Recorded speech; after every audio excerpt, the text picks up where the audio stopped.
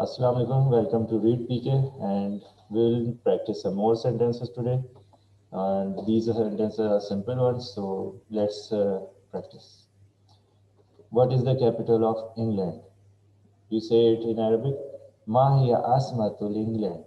Asma capital. Ma hiya, what is? So you say, what is Ma hiya asmatul England? Where is this? Ain haza. Where? Ain haza this. Where is this? Ain haza.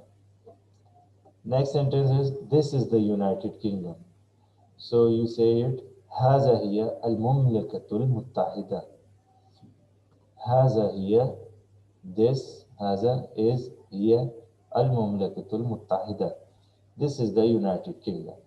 So please practice them, practice these sentences so you can be fluency in your tongue, and it will be better for us for practicing daily. We should manage a daily routine for 5 to 10 minutes for a language.